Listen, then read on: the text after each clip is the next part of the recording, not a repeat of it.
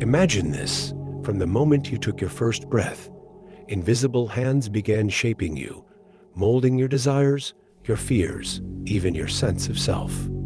You were handed a script before you could speak, taught to perform before you knew your own name.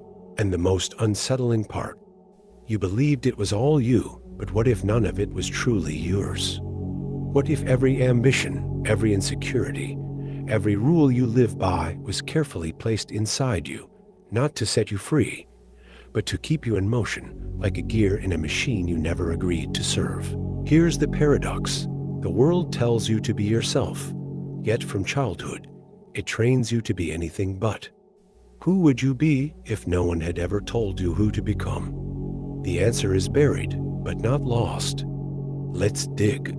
You were born into a silent war, one fought not with weapons, but with expectations. Society, family, even the systems you trust, all feed on something deeper, your energy. Carl Jung called it the collective unconscious, the unseen force that shapes your thoughts before you think them.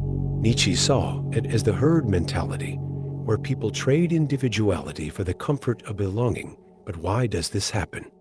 Because an unthinking person is easier to control. From the moment you learned language, you absorb values not through choice, but through repetition. Schools train obedience, media manufactures desire, and culture rewards conformity, all while convincing you this is freedom. Schopenhauer warned, most people are like clocks, wound up and ticking to a rhythm they never chose. The tragedy? You mistake the winding key for your own hand. The question isn't if you've been shaped, but how much of you remains untouched. The price of this invisible conditioning? A life half lived.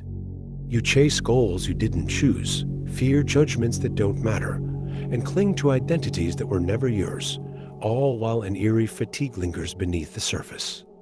This is the cost of borrowed desires, a soul drained by proxy. Neuroscience reveals the trap. Your brain rewires itself to seek approval, mistaking social validation for survival. Cognitive biases, like the bandwagon effect, trick you into believing the crowd's path is safest. Yet history's greatest tragedies began with masses nodding in unison. Modern life exacerbates it. Algorithms hijack your attention, corporations monetize your dissatisfaction, and the cult of productivity turns your worth into a metric. Huxley's prophecy rings true. You love your oppression, adoring the technologies that undo your capacity to think. The consequence? A world where most people are ghosts haunting their own lives, following scripts they never read. But there's a way to wake up. The escape begins with a single act of defiance, questioning everything.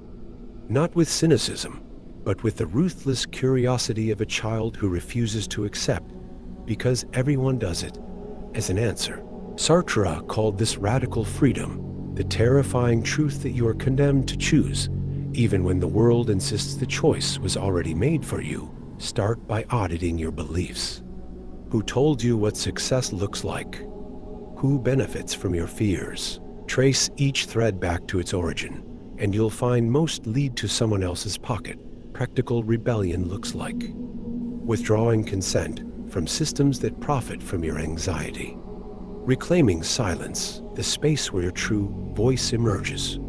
Choosing discomfort over the anesthesia of routine. As Jung warned, no tree can grow to heaven unless its roots reach down to hell.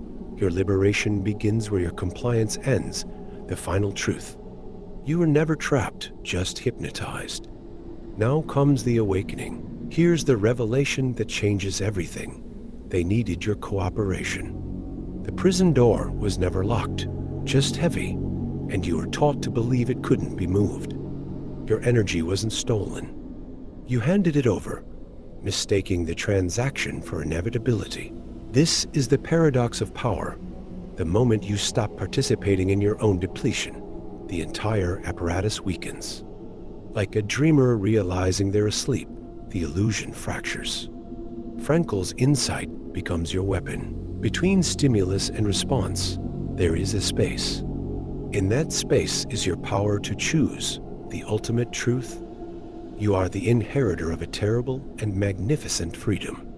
The systems that shaped your paper giants, they collapse when you stop feeding them your breath. Now, the real question remains. Knowing this, what will you do differently before the sun rises again? The choice, finally, irrevocably, is yours alone.